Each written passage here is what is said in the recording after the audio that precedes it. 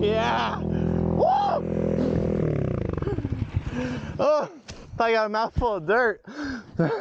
Hey guys, welcome back to the channel. This is Diablo's Deliveries. Just fell on a very basic obstacle. Like and subscribe if you think I suck.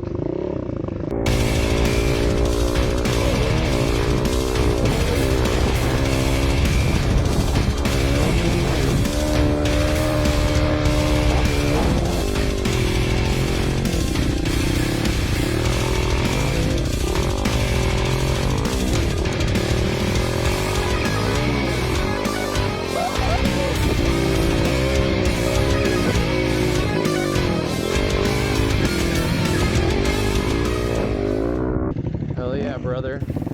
What's up, everybody? Welcome back to the channel. This is Diablo's Deliveries. Diablo is my CRF300L. I hit a bit of a milestone recently. I hit my 6,000 mile mark, so now I think I am qualified to know if it's the best dual sport ever or not. And the answer is kinda.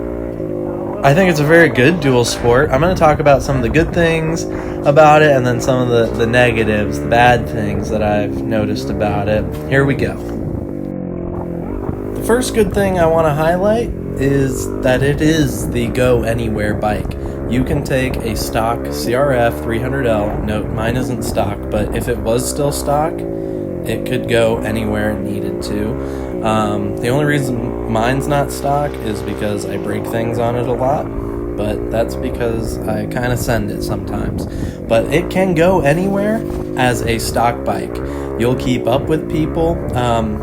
It is fast enough, and it does have enough power to make it work out there. Now, there are situations where you'll find that you don't quite maybe have enough power, but overall, you can keep up with your group. I don't care what bike is in your group or who is in your group. The CRF300L, if you have the skill, can keep up with them. Maybe unless it's like a lot of straights and, you know, just some other bikes have just a ton more power and a lot more speed. Like, for example, I'm riding with my buddy Destin. He's got a KTM 350 EXCF, and it is much faster in the straights. But as you're going to see here, I am able to kind of keep up with him, especially when the turns get sharper. So it is possible to stay with those higher powered bikes. The next good thing that I'd like to highlight is the maintenance interval. So, like Destin's bike, he has to do oil changes on it every like 20 hours or something like that. And then he's got to do like valve checks, and he's got a lot more maintenance than I do. I did my break-in oil change, and since then, I haven't had to change the oil. The next time I'll have to is at 8,000 miles. I mean, the maintenance on this thing is next to none, which is super nice. And that kind of goes along with the durability of the bike, which is my next point. Durability, this thing can take hits all day long, no problem. I have, if you've seen any of my other videos, I crash a ton on this bike, and every single time it starts right back up and I ride away.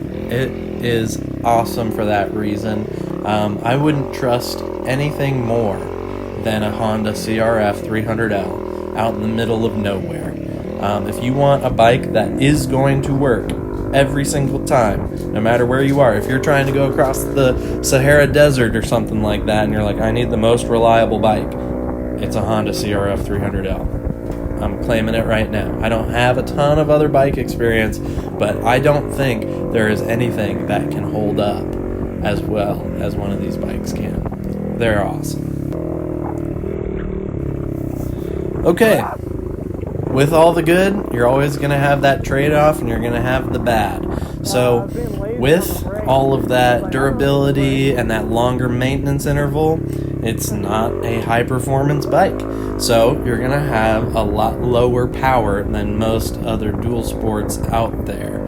The power on this comes in at about 22.7 horsepower, according to the internet. That is pretty low power. That's like half of what Destin's bike's got. It is a fifth of what I had on my Desert X, which I know the Desert X and this bike are completely not comparable because they're just two completely different bikes. But I'm just saying, this thing is way underpowered than a lot of different bikes out there that you can get. Like, if you want a high power bike, get yourself a KTM 350 or a 500. If you want a dual sport high powered one, this one probably isn't it. I've been thinking about upgrading to the CRF 450RL so I can get that higher power, but with that comes the maintenance. I think I'm going to have a lot more maintenance to do, and I think that's a fair trade-off. In addition, the stock suspension on this thing is really mushy. Right there, I'm just like jumping up and down on it, and you can see it's just so plush. I mean, it's really nice for highway riding, but when it comes to taking it off-road, if you're hitting any kind of whoops or jumps or anything like that, you're gonna bottom out. I'd say I bottom out 90% of the times if I get airborne. Like, if you're airborne, you're gonna bottom out pretty much on this bike, which isn't great, but that's not really what this bike is for.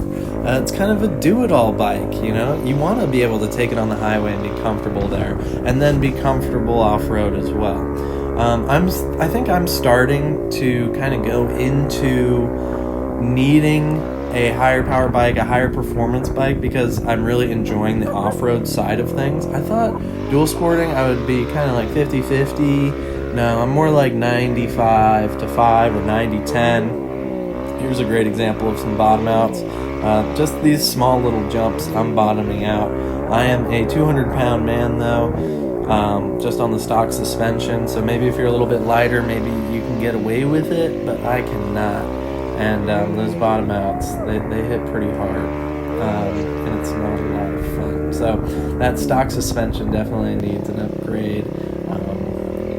And in that case, you might as well just get the CRF 450RL because it has better suspension stock with it.